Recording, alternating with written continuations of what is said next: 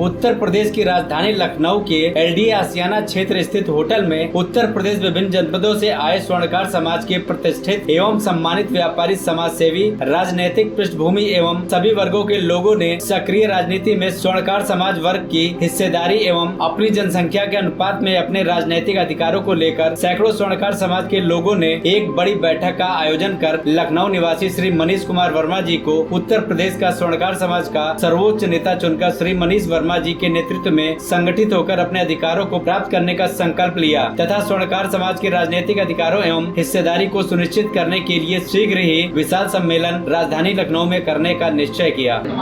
Sir, स्वर्णकार समाज आज यहाँ एक समागम कर रहा है और राजनीतिक चेतना की बात की जा रही है, तो सबसे पहले तो ये बताइए ये समागम की आवश्यकता क्यों पड़ी और क्या क्या विषय हैं जो इसमें डिस्कस किए गए हैं। देखिए, आज़ादी के 75 वर्ष बाद भी स्वर्णकार समाज उत्तर प्रदेश में अपनी जनसंख्या के अनुसार अपने राजनीतिक अधिकारों को अभी तक नहीं पा सका है और उसकी अपेक्षा में अन्य जनजातियाँ हैं जिनकी जनसंख्या उनके अनुपात में काफ़ी कम है, लेकिन उन्होंने जागरूक होकर के और आज वो अपने राजनीतिक उत्तराधिकारियों को प्राप्त किया। और तो इस विषय में हम लोगों ने पिछले 14 तारीख को एक बैठक किया था जिसमें हमारे स्वर्णकार समाज के 50 से ज़्यादा जिलों के विभिन्न संगठनों के पदाधिकारी आए थे। उसमें हम लोगों ने एक संकल्प लिया था कि अब उत्तर प्रदेश में स्वर्णकार समाज की भी अपनी एक विचारधारा होगी,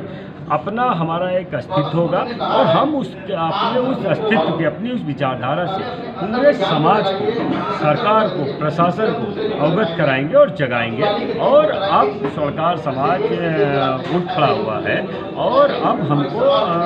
हर क्षेत्र में अपनी जनसंख्या के अनुपात में भागीदारी चाहिए। ये आने वाला बिल्कुल पास में लोकसभा चुनाव है, उसको लेके कोई रणनीति बनी आज बैठक में? देखिए, 2024 के लोकसभा चुनाव में हम लोगों ने अभी एक संकल्प लिया है कि हमारा स्वर्णकार समाज संगठित होकर के जो हमारे समाज को,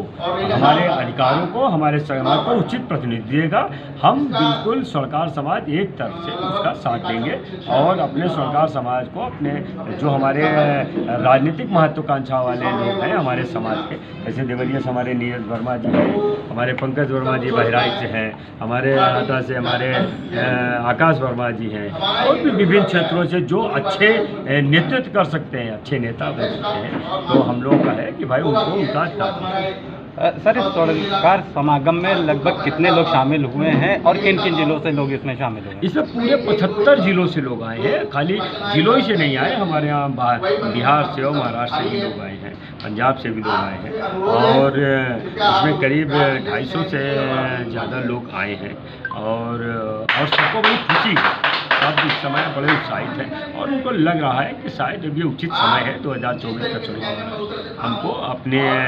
स्वर्णकार समाज के को लोगों के सामने लाने के लिए। किसी पार्टी का भी आपने चयन किया है, क्योंकि भाजपा की डबल इंजन की सरकार पिछले कई सालों से उत्तर प्रदेश में और केंद्र में है और भाजपा को ये कहा जाता है कि ये अगड़ों की पार्टी है, बनियों की पार्टी है, तो क्या किसी पार्टी का भी चुनाव किया गया है कि उनके साथ जाएंगे या नहीं? देखिए, हमारे साथ एक विडम्बना बहुत बड़ी है। हमारे साथ विडम्बना ये है कि स्वर्णकार समाज को हमेशा से भाजपा का कहा गया, तो उसका दुष्परिणाम ये हुआ कि भाजपा में चूँकि उनको ये लगता है कि ये तो हमारे हैं ही हैं, इसलिए शायद वहाँ हमको उतनी अहमियत नहीं मिली और दूसरा समाज इसलिए नहीं देता है कि उसको लगता है कि ये इनको हम कुछ नहीं दे देंगे लेकिन ये भाजपा के। हम इस विचारधारा को हटाने आए हैं। अब हमको पूरे हर दल को ये बताना है कि स्वर्णकार समाज की अब एक अपनी भी विचारधारा है, स्वर्णकार समाज अपने अस्तित्व के लिए की लड़ाई लड़ रहा है और अब हम अगर उसकी ज़रूरत पड़ेगी तो हम अपनी एक पार्टी भी बना सकते हैं। लेकिन अभी हमारा है कि अगर विभिन्न दलों में जो भी दल हमारे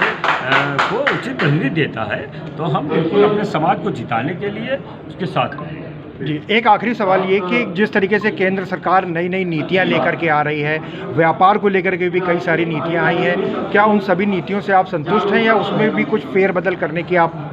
देखिए, इस सरकार की जो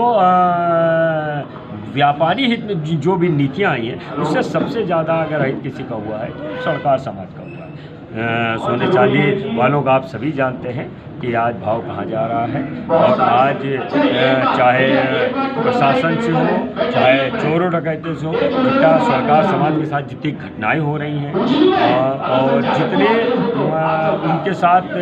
चोरी डकैती, अभी कानपुर में देखिए कल ही शायद परसों मारा गया, घायल किया गया उसको। तो ये तो मैं कहूँगा कि सरकार समाज को, इस सरकार से तो खैर नुकसान हुआ, उनकी नीतियों से सरकार समाज को कोई फ़ायदा नहीं। तो ये मान लिया जाए कि आज का ये समागम 2024 में आने वाले इलेक्शन में सरकार को बदलने का काम करेगा? नहीं सर, हम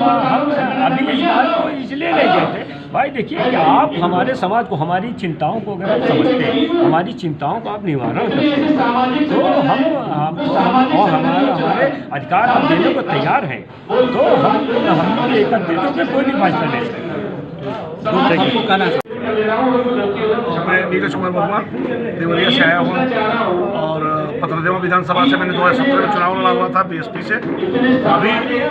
मैं अपने संगठन को लेकर के आज जो हमारे प्रदेश में जो है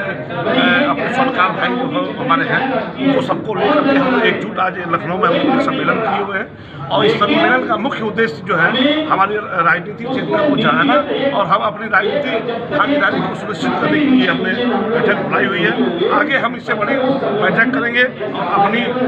जो रणनीति बनेगी उस पर हम काम करेंगे।